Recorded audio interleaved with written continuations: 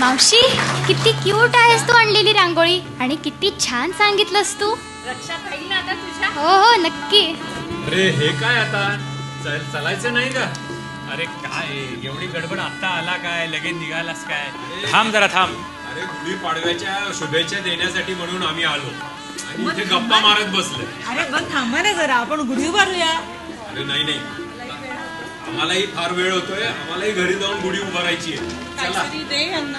बर निघूया आपण. कॉफी तरी पिऊन जा. नाही नको आता, पुढच्या वेळेला नक्की येऊ आणि भरपूर जेवणाचा आस्वाद. नक्की वेळ काढून ये पण ना. जेवायला. हा, नक्की. ओके चला बाय. बाय.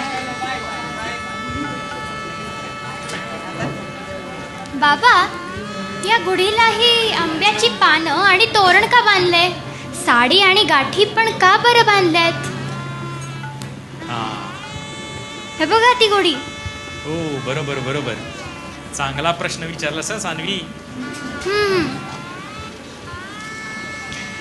आता तू कुठलाही आपला भारतीय सण बघ, उत्सव बघ, त्यावेळेस नेहमी आपल्या घराच्या दारापाशी कशाचं तोरण असतं? आंब्याच्या आंब्याचं. पानांचं. हा. कारण काय माहिती का? आंबा हा शीत गुणाचा वृक्ष आहे. आता गुढीपाडवा कुठल्या ऋतूमध्ये आला? उन्हाळ्यामध्ये आला. उन्हाळ्यामध्ये, हो. बरोबर की नाही? मग अंगातली उष्णता कमी होण्यासाठी, हीट कमी होण्यासाठी हे दारावरती आंब्याच्या पानांचं तोरण लावलं जातं. हो. आणि ओके. म्हणूनच त्याला महाधृती असं म्हणतात. हो अगदी बरोबर बोलले हा. आणि म्हणूनच या दिवशी कैरीचं पन्ह आणि कैरीची डाळ सुद्धा करतात बरं का. वाव. मी सुद्धा बनवली आहे बरं का. अरे वा, वा, वा, मस्त. वा, मजा आहे. छान सांगू. तुला माहिती का, तुला हा. आजीने जी चेदी राजाची गोष्ट सांगितली ना, हा. तर त्या चेदी राजांनी विजयध्वजाला वस्त्र बांधलं आणि फुलमाळा वाहिल्या. फक्त तेव्हापासून ही परंपरा चालू झाली. बर. हा. कुठंच pause करू. प्रत्येकाच्या आयुष्यात आपल्या एक रंगाचं एक खास महत्व असतं. ओके. त्या रंगाची आठवण म्हणून आपण गुढीला रेशमी वस्त्र किंवा साडी बांधतो. आणि बरोबर. हार, फुलांचे हार म्हणजे मांगल्याचं प्रतीकच. हा. त्यामुळे तेही घालतो आपण गुढीला. अच्छा. ओके. कळलं तुला आता? कळलं.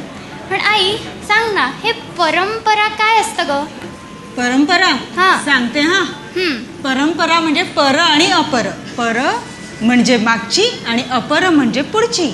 साखळीत जशा कड्या एकात गुंतलेल्या असतात ना, तशाच या कड्या एकमेकात घट्ट गुंतलेल्या असतात. अच्छा. त्या कड्यांचं एकमेकांशी नातं असतं. हे नातं जेव्हा घट्ट होतं, अखंड राहतं आणि हा. पुढच्या पिढीकडे दिलं जातं ना, तेव्हा परंपरा तयार होते. हो असं. या परंपरा आपण जतन करायला हव्यात हा. पाळायला सुद्धा हव्यात. कळलं का? थोडं कळलं, पण एवढं नक्की कळलं की हे फेस्टिवल्स आम्ही म्हणजे आमच्या जनरेशननी नक्की साजरे केले पाहिजेत. अगदी बरोबर.